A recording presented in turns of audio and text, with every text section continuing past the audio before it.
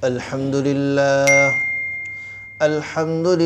nahmaduhu wa nasta'inuhu wa nastaghfiruhu wa na'udhu billahi min shururi anfusina wa min sayyiati a'malina man yahdihillahu fala mudilla lahu wa man yudlilhu fala hadiya lahu ونشهد أن لا إله إلا الله وحده لا شريك له ونشهد أن محمدا عبده ورسوله أما بعد فأعوذ بالله من الشيطان الرجيم بسم الله الرحمن الرحيم إن الله وملائكته يصلون على النبي يا أيها الذين آمنوا صلوا عليه وسلموا تسليما وقال رسول الله صلى الله عليه وسلم لن يلج النار أحد من صلى صلاة الصبح وصلاة العصر أو كما قال عليه الصلاة والسلام اللهم صل على محمد وأنزله المقعد المقرب عندك يوم القيامة আল্লাহ তাআলা আমাদেরকে জুমার নামাজ আদায়ের উদ্দেশ্যে আল্লাহর ঘর মসজিদে আসার তৌফিক দান করেছেন। আমরা কালিমাত শুকর আদায় করি আলহামদুলিল্লাহ। আজকে রজবের 30তম তারিখ। আজকে রজবের 30। রজবের পরবর্তী মাসের নাম হলো শাবান। শাবান মাস হলো হিজরি সনের 8তম মাস। হিজরি বছর হিসাবে 8তম মাস হলো শাবান। শাবান মাসের অনেক গুরুত্ব আছে। শাবান মাসের অনেক গুরুত্ব আছে, যেহেতু শাবান মাসের পরের মাসের নাম কি? রমাদান। তাহলে আমাদের সামনে আজকে যেহেতু 30 তারিখ, রমজান আসতে আর কয় মাস বাকি? 1 মাস বাকি। তো আমাদের সামনে হলো মাত্র 1 মাস। মুহাদ্দিসিনে কেরাম তিনারা বলেছেন রজব মাসটা হলো গাছ লাগানোর মাস। মুহাদ্দিসিনে কেরাম বলেছেন রজব মাসটা হলো গাছ লাগানোর মাস, আর শাবান মাস হলো ওই গাছে পানি দেওয়ার মাস, আর রমাদান মাস হলো ওই গাছ থেকে ফল খাওয়ার মাস। তো রজব মাস আমাদের শেষ একদম 30 তারিখে চলে আসছে। আমরা রজব মাসে দোয়া পড়েছিলাম আল্লাহুম্মা বারিক লানা ফি রজব ওয়া শাবান ওয়া বাল্লিগনা রমাদান। তো আমাদের সামনে যে মাসটা আসতেছে সামনে, সেটা হলো শাবান মাস। আয়েশা রাদিয়াল্লাহু আনহা বলে আন্না রাসূলুল্লাহ সাল্লাল্লাহু আলাইহি ওয়াসাল্লাম ইয়াসুমু হাত্তা নাকুলা লা ইফতিরুন। নবী সাল্লাল্লাহু আলাইহি সাল্লাম রোজা রাখতেন। রোজা নবী সাল্লাল্লাহু আলাইহি সাল্লামের চলতে থাকতো। তো আমরা বলতে থাকতাম যে হয়তো নবী সাল্লাল্লাহু আলাইহি সাল্লাম রোজা আর বন্ধ করবেন না। নফল রোজা নবী সাল্লাল্লাহু আলাইহি সাল্লাম লাগাতার রাখতেন। তো আমরা বলতাম যে হয়তো নবী সাল্লাল্লাহু আলাইহি সাল্লাম রোজা আর বন্ধ করবে না। ওয়াইফতিরু হাত্তা নাকুলা লা ইয়াসুমু, আর রোজা ছাড়তেন, লাগাতার রাখতেন না, এমন হইতো তা আমরা বলতে থাকতাম সামনে মনে হয় রাখবেন না। তো এটা ছিল নবী সাল্লাল্লাহু আলাইহি ওয়াসাল্লামের অবস্থা, যে তিনি রাখতে থাকতেন নফল রোজা, আবার বন্ধ করতেন, তো বন্ধ দীর্ঘ সময় রাখতেন না। এরপর আয়েশা রাদিয়াল্লাহু আনহা বলেন ওয়ামা রাআইতুহু ইস্তাকমালা শাহরা ইস্তাকমালা সিয়ামা শাহরিন কত্তু ইল্লা রমাদান। আমি নবী সাল্লাল্লাহু আলাইহি সাল্লামকে পরিপূর্ণ 1 মাস রোজা রাখতে একমাত্র রমজান মাসেই দেখেছি। পরিপূর্ণ 1 মাস রোজা রেখেছেন নবী সাল্লাল্লাহু আলাইহি ওয়াসাল্লাম। কখন? রমাদান মাস। এরপরে আয়েশা রাদিয়াল্লাহু আনহা হাদিসের তৃতীয় অংশ বলেন, ওয়ামা রাআইতুহু আকসারা সিয়ামান মিনাশ শাহরি ফি শাহরি রমাদান, আমি নবী সাল্লাল্লাহু আলাইহি সাল্লামকে শাবান মাসের মতো অধিক রোজা রাখতে কখনো দেখিনি। অর্থাৎ নবী সাল্লাল্লাহু আলাইহি সাল্লাম শাবান মাসে অনেক বেশি রোজা রাখতেন। পরিপূর্ণ মাস রোজা রেখেছে কোন মাসে? রমাদান মাসে। অধিক অনেক বেশি রোজা রেখেছে কোন মাসে? শাবান মাসে। এটা কি ফরজ রোজা ছিল নাকি নফল রোজা? আমরা যখন ফরজ নামাজ পড়ি তো ফরজ নামাজের আগে সুন্নত পড়ি কিনা? ফজরের আগে আমরা 2 রাকাত সুন্নত পড়ি, জোহরের আগে 4 রাকাত সুন্নত পড়ি, জোহরের পরে 2 রাকাত সুন্নত পড়ি, আসরের আগে 4 রাকাত, মাগরিবের পরে 2 রাকাত, এশার আগে 4 পরে 2। তো আগেও আছে পরেও আছে। তো ওরকমভাবে আমাদের সামনে রমাদান মাস আসতেছে, রমাদান মাসের রোজা হলো ফরজ। আর এই ফরজের আগের মাস, যেই মাসে আমরা ফরজ রোজা রাখবো তার আগের মাসের নাম হলো শাবান, এই মাসে আমরা নফল রোজা রাখবো। আবার যেরকম আমরা ফরজের পরে ফরজের পরে জোহরের পরে আমরা সুন্নত পড়ি, এশার পরে আমরা সুন্নত পড়ি, তো সুন্নত হলো নফলের হুকুমে, সুন্নত কিসের হুকুমে? নফল।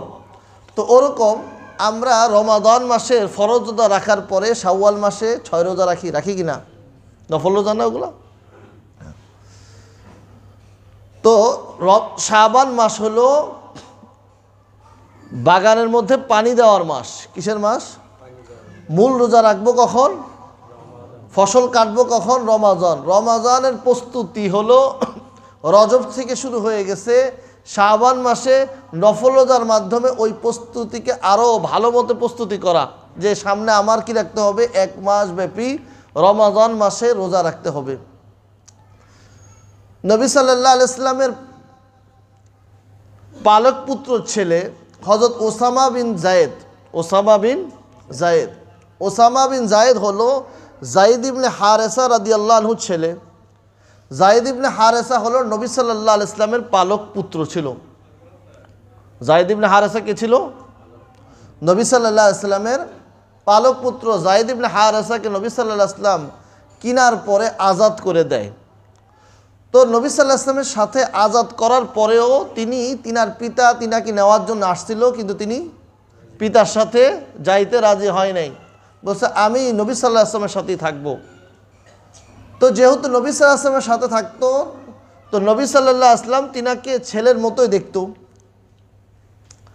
তো এটা আস্তে আস্তে এমন হইলো যে মানুষ মনে করতো পালক পুত্র হইলো আপন ছেলের মতো। পালক পুত্র কিসের মতো মনে করতো? পালক পুত্র কি মনে করতো মানুষ? তো তারা যায়েদ ইবনে হারেসা, যায়েদের পিতার নাম ছিল হারেসা, বাদ দিয়ে মানুষ বলা শুরু করলো যায়েদ ইবনে মুহাম্মদ। কি বলা শুরু করলো মানুষে? যায়েদ ইবনে মুহাম্মদ। যায়েদের পিতা হলো মুহাম্মদ, আসলে তো পিতা হলো কে? হারেসা। তা আল্লাহ তাআলা আয়াত নাজিল করলেন, মা জাআলা আদিয়াকুম ফি আবনাআকুম, তোমরা যেটা ডাকো সন্তান হিসাবে, তোমরা যেটা ডাকতেছো, এই সন্তান হিসাবে ডাকার মাধ্যমে সে কি হয় না? সন্তান। তোমাদের ডাকার মাধ্যমে সে কি হয় না? সন্তান হবে না। কারণ সন্তান তো হবে যার ঔরসে তার জন্ম হয়েছে, সেই হবে তার পিতা। তো যায়েদ ইবনে হারেসা রাদিয়াল্লাহু আনহুর ছেলের নাম ছিল ওসামা। এখান থেকে আমরা একটা জিনিস বুঝতে পারি যে পালক যে আছে সে কখনো কি হয় না? আপন হয় না। আমাদের সমাজের মধ্যে এই সমস্ত জিনিস আমরা মনে করি পালক যে হয় সে আপন হয়, তার সাথে পর্দার বিধান যেগুলো আছে এগুলো সবগুলো আমরা লঙ্ঘন করি। একজন ছেলেকে যদি কেউ পালক নেয়, সে যখন বালেগ হয়ে যায়, যাকে সে এতদিন মা ডাকছে তার সাথে তার কি করতে হবে? পর্দা। তার সাথে তার কি করতে হবে? পর্দা করতে হবে। যদি মেয়ে হয়, যাকে পালক নিয়েছিল, তাকে যদি লালন পালন করে, যে পিতা যাকে পিতা ডাকছে এত বছর ধরে, চাচা ডাকছে যাদেরকে, তাদের সাথে তাকে কি করতে হবে? কারণ সে হলো তাদের কাছে বেগানা পুরুষ এবং বেগানা নারীর মতো, তার মাহারাম না, তো এখানে পর্দা করতে হবে। তো আল্লাহর হুকুমের বিধান যেটা আল্লাহ তাআলা পর্দার হুকুম রেখেছেন, যেটাকে বজায় রাখা দরকার, এটা লঙ্ঘন হচ্ছে কিনা? হ্যাঁ। তো এই জায়গার মধ্যে যায়েদ ইবনে হারেসা রাদিয়াল্লাহু আনহুর পুত্রের নাম ছিল হলো ওসামা বিন যায়েদ। তো ওসামা বিন যায়েদের ব্যাপারে ওসামা বিন যায়েদ রাদিয়াল্লাহু আনহুকে বলা হয়তো হিব্বি রাসূলুল্লাহি সাল্লাল্লাহু আলাইহি সাল্লাম, হিব্বু রাসূলিল্লাহি রাসূল সাল্লাল্লাহু আলাইহি সাল্লামের মহব্বতের মানুষ। কার ব্যাপারে বলা হয়তো? যায়েদ ইবনে হারেসার পুত্র ওসামার ব্যাপারে বলা হয়তো। তো ওই ওসামা বিন যায়েদ রাদিয়াল্লাহু আনহু বলে, কুলতু, আমি নবী সাল্লাল্লাহু আলাইহি ওয়াসাল্লামকে বললাম, ইয়া রাসূলুল্লাহ, লাম আরাকা মিন শাহরিন মিনাশ শুহুরি তাসুমু মা তাসুমু ফি শাবান। আল্লাহ নবী, আমি আপনাকে অন্য মাসের মধ্যে যে সমস্ত মাসগুলো গত হয়, যা আসছে যাচ্ছে, এই সমস্ত মাসের মধ্যে থেকে আমি আপনাকে রোজা রাখতে দেখি না যে পরিমাণ রোজা রাখতে দেখি আমি কোন মাসে? শাবান মাসে। তো নবী সাল্লাল্লাহু আলাইহি সাল্লাম যায়েদ ইবনে হারেসার এই কথার উত্তরে নবী সাল্লাল্লাহু আলাইহি সাল্লাম বললেন, তুরফাউল আমালু ইলা রব্বিল আলামিন। এটা হলো এমন একটা মাস যেই মাসের মধ্যে বান্দার আমল আল্লাহর কাছে পেশ করা হয়। শাবান মাসটা হলো এমন একটা মাস যেই মাসের মধ্যে বান্দার আমল কার কাছে পেশ করা হয়? যালিকা শাহরুন ইয়াগফালুন নাস। এটা হলো এমন একটা মাস যেই মাসের মধ্যে মানুষ গাফেল থাকে, অথচ এই মাসে বান্দার আমল আল্লাহর কাছে পেশ করা গুরুত্বপূর্ণ। যখন কেউ কোনো কাজ করবে, তার আগে তার মধ্যে অলসতা, সামনে তো বড় কাজ করবে, একটু অলসতা করে নেই, করে কিনা এরকম সহজ, সামনে কোনো বড় কাজ করবে, এই জন্য সে শুরুতে কিছু অলসতা করে নেয়। তো সামনে রমাজান মাস আসতেছে, রমাজানের রোজা রাখবো, সেই জন্য এখন একটু অলসতা করি, এই সুযোগ থাকবে না, এই সুযোগ নেই আমার আপনার জন্য। কারণ আল্লাহ নবী সাল্লাল্লাহু আলাইহি ওয়াসাল্লাম বলে, যালিকা শাহরুন ইয়াগফালুন নাস। নবী বলে গেছে যে এটা হলো এমন মাস যেই মাসে মানুষ গাফেল থাকে। মানুষ কি থাকে? তো গাফেল থাকে। যখন মানুষে গাফেল থাকে ওই সময়, অথচ এই মাসের মধ্যে তুরফাউ আমালুন নাস ইলা রব্বিল আলামিন, এই সময় বান্দার আমলকে আল্লাহর কাছে পেশ করা হয়। নবী সাল্লাল্লাহু আলাইহি ওয়াসাল্লাম বলেন, ফাআহাব্বু আন ইয়ারফা আমালি ওয়া আনা সাইমুন। আল্লাহ নবী সাল্লাল্লাহু আলাইহি ওয়াসাল্লাম বলে যে আমার ভালো লাগবে এটাই যে আমার আমল আল্লাহর সামনে পেশ করা হবে, আর আমি কি থাকবো? রোজা অবস্থায় থাকবো। তো শাবান মাসে বান্দার আমল কার সামনে পেশ করা হয়? কার সামনে? আল্লাহর সামনে পেশ করা হয়। নবী বলে যে আমি চাই, আমার এটা ভালো লাগবে যে আমার আমল নামা যখন আল্লাহর সামনে পেশ করা হবে, আমি তখন কি অবস্থায় থাকবো? রোজা অবস্থায় থাকবো। তো বান্দার আমল বাৎসরিকভাবে হলো শাবান মাসে পেশ করা হয়। বান্দার আমল দৈনন্দিন পেশ করা হয়। বান্দার আমল সপ্তাহে 2 বার পেশ করা হয়। নবী সাল্লাল্লাহু আলাইহি ওয়াসাল্লামের হাদিস, বুখারী শরীফের মধ্যে 555 নম্বর হাদিস। নবী সাল্লাল্লাহু আলাইহি ওয়াসাল্লাম বলেন, ইয়াতাআকাবুনা মালাইকাতুম বিল-লাইলি ওয়া মালাইকাতুম বিন-নাহার। যে তোমাদের কাছে রাতের ফেরেশতা, দিনের ফেরেশতা একের পর এক আসতে থাকে। রাতের ফেরেশতা, দিনের ফেরেশতা একের পর এক আসতে থাকে। তো খালি থাকে না, এক গ্রুপ আসে আরেক গ্রুপ যায়। তো এক গ্রুপ যখন আসে আরেক গ্রুপ যায়, তো নবী সাল্লাল্লাহু আলাইহি ওয়াসাল্লাম বলেন যে তোমাদের কাছে রাতের ফেরেশতা, এরপর আবার কোন ফেরেশতা আসে? দিনের ফেরেশতা আসে। ওয়াজতামিউনা ফি সলাতিল ফজরি ওয়া সলাতিল আসরি। আর এই ফেরেশতারা তাদের মিলন হইল ফজরের সময় এবং আসরের সময়। কখন? ফজরের সময়। ফি সলাতিল ফজরি ওয়া সলাতিল আসরি, তাদের মিলন হয়। এক গ্রুপ আসে, আরেক গ্রুপ যাওয়ার জন্য প্রস্তুতি, তো তারা তাদের বিষয়গুলো বুঝাই দিয়ে যায়।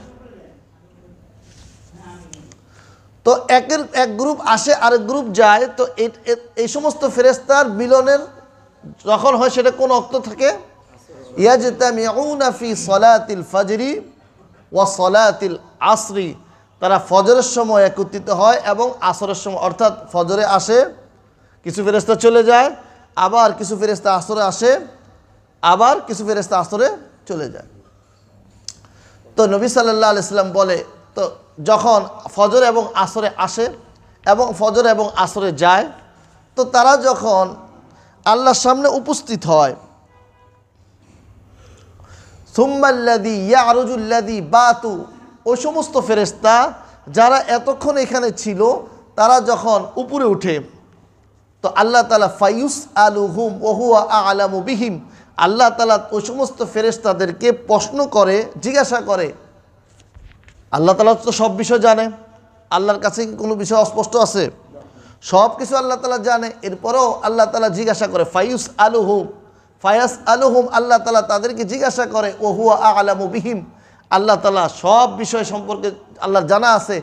কাইফা তারাকতুম ইবাদি, আমার বান্দাদেরকে কি অবস্থায় রেখে এসেছো? কি বলে? আমার বান্দাদেরকে কি অবস্থায় রেখে এসেছো, এই ব্যাপারে আল্লাহ তাআলা ফেরেশতাদেরকে জিজ্ঞাসা করে। তো তারা বলে, ইয়া রব্বুল আলামিন, হে আমার রব, হে আমাদের রব, আমরা তারাকনা ইবাদাকা ইউসাল্লুনা, আপনার বান্দাদেরকে আমরা রেখে এসেছি যে তারা নামাজ পড়তেছিল। ও আতাইনাহুম ওয়া হুম ইউসাল্লুনা, আর যখন আমরা তাদের কাছে গেছিলাম, আসছিলাম, তখনও দেখছি তারা নামাজ পড়তেছিল। তো ফেরেশতারা কি উত্তর দেয়? যে আল্লাহ, আমরা যখন গেছিলাম তখনও দেখছি তাদেরকে নামাজ পড়তে, আবার যখন আমরা তাদের থেকে আসছি তখনও দেখছি কি অবস্থায়? আসে কখন? ফজরের সময় এবং কখন? আসরের সময়। এখন যারা নামাজ পড়ে না তাদেরকে কি অবস্থায় দেখে? যারা নামাজ পড়তেছে তাদের ব্যাপারে বলবে, আল্লাহ আমরা তাদেরকে নামাজরত অবস্থায় দেখছি, আর যারা নামাজই পড়ে না তাদেরকে কি অবস্থায় দেখবে? তো তাদের ব্যাপারে বলবে, যখন আল্লাহ আমরা আসছি তখন আমরা দেখছি তারা খেলার ভিতরে ব্যস্ত আছে, আল্লাহ আমরা যখন আসছি তখন তাদেরকে দোকানে আড্ডা মারতে দেখছি। এই কথাই তো বলবে। অথবা বলবে যে আমরা তাদেরকে দেখছি তারা ব্যবসা বাণিজ্যের মধ্যে ছিল। তাদেরকে যে অবস্থায় পাবে সেটাই তো বলবে। যাদেরকে নামাজ যত অবস্থায় পেয়েছে তাদের ব্যাপারে বলবে, আমরা তো তাদেরকে নামাজ যত পেয়েছি। তো এখন এখানে দুই ওয়াক্তের কথা আসছে। কয় ওয়াক্তের কথা? ফজর এবং আসর। কারণ ফজর এবং আসরের নামাজ অনেক গুরুত্বপূর্ণ। ফজর এবং আসরের নামাজ, হাফিজু আলাস সালাওয়াতি ওয়াস সালাতিল উসতা, যে তোমরা নামাজ, 5 ওয়াক্ত নামাজে তোমরা গুরুত্ব সহকারে আদায় করো, বিশেষভাবে উস্তা আসরের নামাজের কথা। আবার কিছু কিছু মুফাসসিরিন কেরাম বলেছেন এদের উদ্দেশ্য ফজর, আবার কেউ জোহরও বলেছে, বেশিরভাগের কথা হলো আসর। তো এখানে ফজর এবং আসর এইটা অনেক গুরুত্বপূর্ণ নামাজ। নবী সাল্লাল্লাহু আলাইহি সাল্লাম বলেন, মান সাল্লাল বারদাইন দাখালাল জান্নাহ, যে ব্যক্তি 2 ঠান্ডার সময়ের নামাজ আদায় করবে সে জান্নাতে প্রবেশ করবে। যে ব্যক্তি 2 ঠান্ডার সময়ের নামাজ আদায় করবে সে কিসে যাবে? জান্নাতে প্রবেশ করবে। 2 ঠান্ডা বলতে মুহাদ্দিসিনে কেরাম বলেন যে একটা হলো সলাতুল ফজর আর একটা হলো সলাতুল আসর। সলাতুল ফজর চলে যায় মানুষের ঘুমের মধ্যে। কিসের মধ্যে চলে যায়? ঘুমের মধ্যে। আসরের নামাজ চলে যায় খেলাধুলা ইত্যাদিতে চলে যায়। তো এই 2 ওয়াক্তের নামাজের গুরুত্ব নবী সাল্লাল্লাহু আলাইহি ওয়াসাল্লাম কি বলে? মান সাল্লাল বারদাইন দাখালাল জান্নাহ, যে ব্যক্তি 2 ওয়াক্তের নামাজ বিশেষভাবে ফজর এবং আসরের নামাজ পড়লো সে কোথায় যাবে? এর দ্বারা উদ্দেশ্য এটা না বাকি 3 ওয়াক্ত পড়া লাগবে, বাকি 3 ওয়াক্ত পড়া লাগবে। যেইটা কষ্টের সময়, যে কষ্টের নামাজ যেগুলো পড়বে এগুলার পুরস্কার হলো এটা, যে ব্যক্তি আসর এবং ফজরের নামাজ পড়লো সে কোথায় যাবে? নবী সাল্লাল্লাহু আলাইহি ওয়াসাল্লামের আরেকটা হাদিস, নবী সাল্লাল্লাহু আলাইহি ওয়াসাল্লাম বলেন, লাইয়ালিজান নার আহাদুন সাল্লা ক্বাবলা তুলুইশ শামসি ওয়া ক্বাবলা গুরুবিহা। লাইয়ালিজান নার আহাদুন, কোন ব্যক্তি সে জাহান্নামে প্রবেশ করতেই পারে না। এমন ব্যক্তি জাহান্নামে প্রবেশ করতেই পারে না যে সূর্য উঠার আগে নামাজ পড়ে এবং সূর্য ডুবার আগে নামাজ পড়ে। তো সূর্য উঠার আগে কোন নামাজ? ফজরের নামাজ। তুলু আইশামস, সূর্য উদয় হওয়ার আগে। আর গুরুবের শামস, সূর্য ডুবার আগে কোন নামাজ? আসরের নামাজ। তো এই দুই নামাজ হলো যেই ব্যক্তি পড়লো, নবী সাল্লাল্লাহু আলাইহি ওয়াসাল্লাম বলে সে কিছুতেই জাহান্নামে প্রবেশ করতে পারে না। কার কথা এটা? নবীর কথা। নবী সাল্লাল্লাহু আলাইহি ওয়াসাল্লাম বলেছে ফজর এবং আসরের নামাজ যে পড়লো সে জান্নাতে প্রবেশ করবে, এই ব্যক্তি জাহান্নামে প্রবেশ করতেই পারে না। তো এই দুই নামাজের সময় ফেরেশতা আসে। এই দুই নামাজের সময় কে আসে? ফেরেশতা আসে। আবার কিছু ফেরেশতা এই সময় চলে যায়। ফজরে আসে, আবার কিছু ফেরেশতা ফজরে আসরের সময় চলে যায়, আবার কিছু ফেরেশতা ফজরের সময় আসে, কিছু চলে যায়, আসরে কেউ আসে, আবার কেউ চলে যায়। তাহলে বান্দার আমল আল্লাহ তাআলা তাদের ব্যাপারে জিজ্ঞাসা করতেছে প্রত্যেক দিন। আল্লাহ তাআলা বান্দার আমলের ব্যাপারে জিজ্ঞাসা করতেছে প্রত্যেক দিন। এরপরে নবী সাল্লাল্লাহু আলাইহি ওয়াসাল্লাম একটা হাদিস মুসলিম শরীফের মধ্যে আছে এবং ইবনে হিব্বানের মধ্যে আছে, দুইভাবে দুই শব্দে আছে, তুরাদুল আমাল, আমল পেশ করা হয় ফি কুল্লি ইসনাইন ফিল জুমাতি। জুমা বলতে এখানে প্রত্যেক সপ্তাহ, মিন ইসনাইন ওয়াল খামিস, প্রত্যেক সপ্তাহে সোমবার এবং বৃহস্পতিবারে বান্দার আমল পেশ করা হয়। বান্দার আমল কার সামনে পেশ করা হয়? সোমবার এবং বৃহস্পতিবার কার সামনে পেশ করা হয়? আল্লাহর সামনে পেশ করা হয়।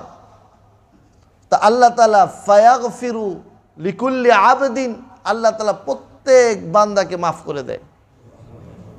লা ইউশরিক বিল্লাহ, যারা আল্লাহর সাথে শরীক করে না তাদের সবাইকে কে মাফ করে দেয়? আল্লাহ তাআলা মাফ করে দেয়। মুসলিম শরীফের মধ্যে আছে তুফতাহু আবওয়াবুল জান্নাতি, জান্নাতের দরজা খোলা হয়, জান্নাতের দরজা খোলা হয় ফি ইসনাইন ওয়াল খামিস, সোমবার এবং বৃহস্পতিবার জান্নাতের দরজা খোলা হয়। তো একটা ভিতরে হলো বান্দার আমল কার সামনে পেশ করা হয়? সোমবার এবং বৃহস্পতিবার আল্লাহর সামনে। আর মুসলিম শরীফের মধ্যে আছে হলো বান্দার আল্লাহ তাআলা জান্নাতের দরজাকে খোলে কি বারে? সোমবার এবং বৃহস্পতিবার। তো আল্লাহ তাআলা বান্দাকে, ওই সমস্ত বান্দা যারা শিরিক করে না, এই সমস্ত বান্দাদেরকে আল্লাহ তাআলা মাফ করে দেয়। ফায়াগফিরু লিকুল্লি আবদিন লাম ইউশরিক বিল্লাহ, প্রত্যেক এমন বান্দা যারা আল্লাহর সাথে শরিক করে নাই, এমন বান্দাদেরকে আল্লাহ তাআলা মাফ করে দেয়। তো শর্ত দিয়েছে কি বলেন? শিরিক করা যাবে না। কি করা যাবে না? শিরিক করা যাবে না। সপ্তাহে 2 বার আমল পেশ করা হচ্ছে, আল্লাহ মাফও করে দিচ্ছে, জান্নাতের দরজা খোলা হচ্ছে সপ্তাহে 2 বার, আল্লাহ মাফও করে দিচ্ছে। তো কাদেরকে মাফ করতেছে আল্লাহ তাআলা? যারা শিরিক করে না। এখন যদি কেউ শিরিক করে মাফ পাবে?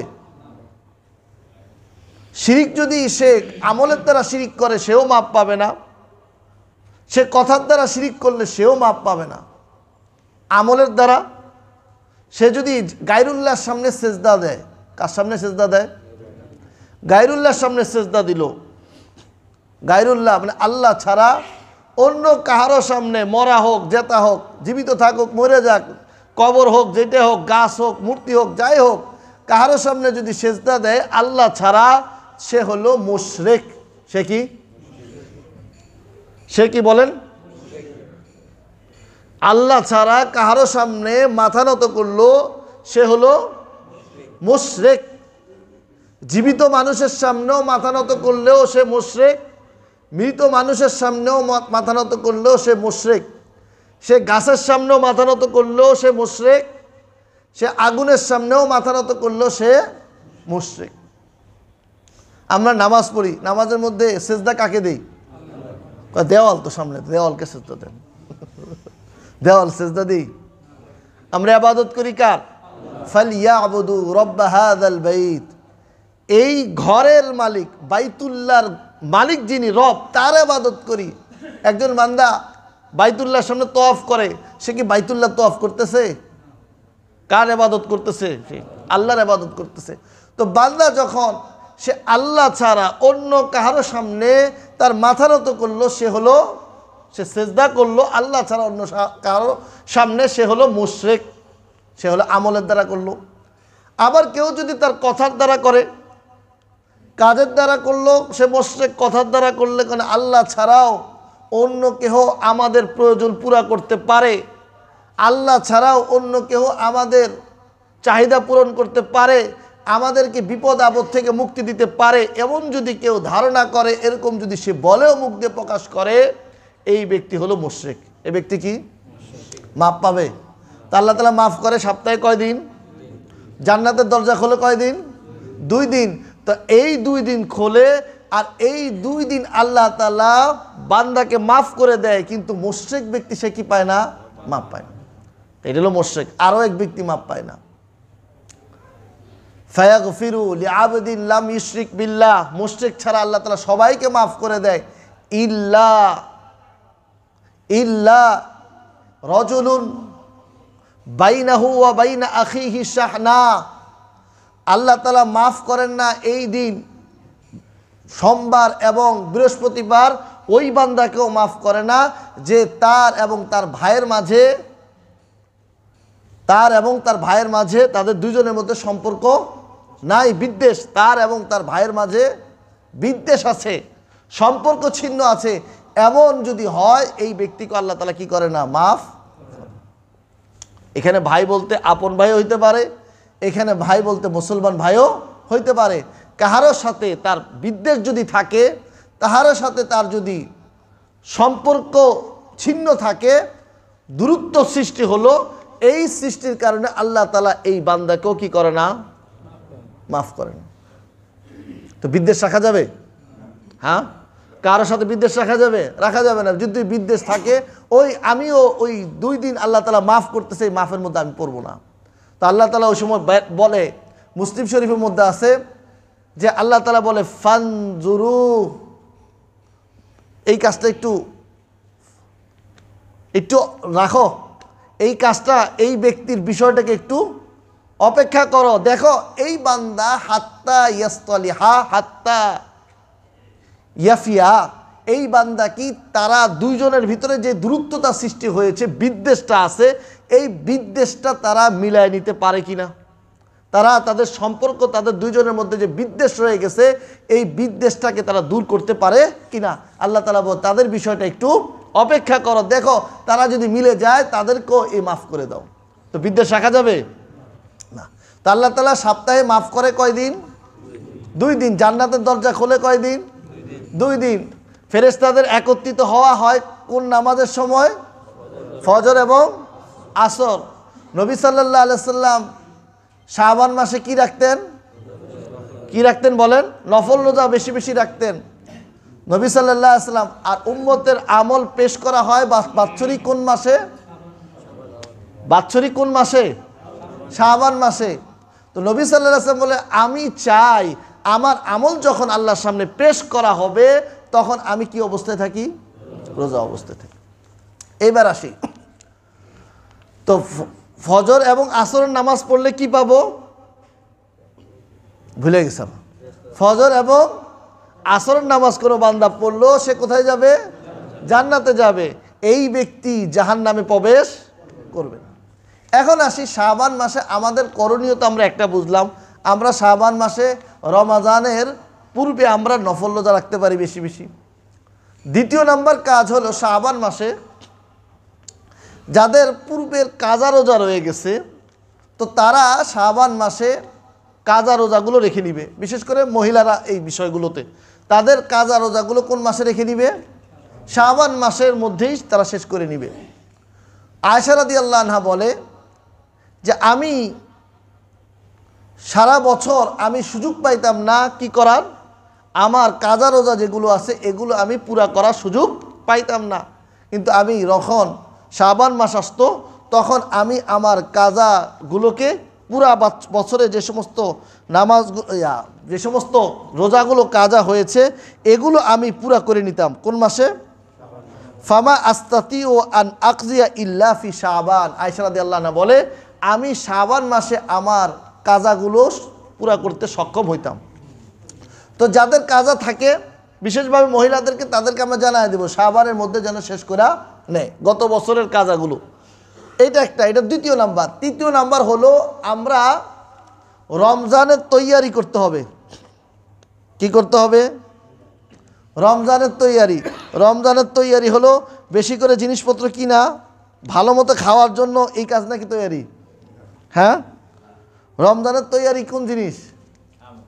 হ্যাঁ, কারণ একজন মানুষ আমল করবে সামনে, এই প্রস্তুতি নেওয়া, আমি রমজান মাসে কোরআন মাজিদ অনেক বেশি তেলাওয়াত করব, এতে এই তেলাওয়াতের অভ্যাসটা এখন থেকে শুরু করি, যে আমি রমজান মাসে কয়েকটা খতম দেব, তো এখন থেকে শুরু করি পড়া, অল্প অল্প করে বাড়াই।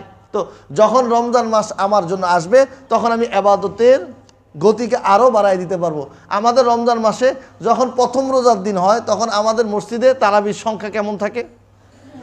প্রথম তালা ভরে যায়, দ্বিতীয় ভরে যায়, তৃতীয় ভরে যায়, আর জায়গা হয় না, একবারে গাদাগাদি করে দাঁড়াইলাম। তো দাঁড়ানোর পরে প্রথম দিন তো পড়লাম, দ্বিতীয় দিন একটু, তৃতীয় দিন একটু, চতুর্থ দিনে আসলে তো দ্বিতীয় তালার অর্ধেক খালি হয়ে গেছে। আর 10 দিন কোনো রকম গেলে তো প্রথম তালারই বারান্দা খালি হয়ে যায়, হয় কি না? কারণ ওই পুরো বছরের আমলের আগে থেকে প্রস্তুতি নেয়। তো যখনই ইবাদতের সুযোগ আসছে ওই আগের প্রস্তুতি না থাকার কারণে এখন ভাগতে হইতেছে। তো এই জন্য কী করতে হবে? এখন থেকেই ইবাদত বাড়ায় দিই। রোজা রাখা শুরু করলাম, নফল নামাজ পড়ি, তারপরে কোরআন মাজিদ তেলাওয়াত বাড়ায় দিই, যাতে করে আমার রমজান মাসের ইবাদত করতে সমস্যা না হয়।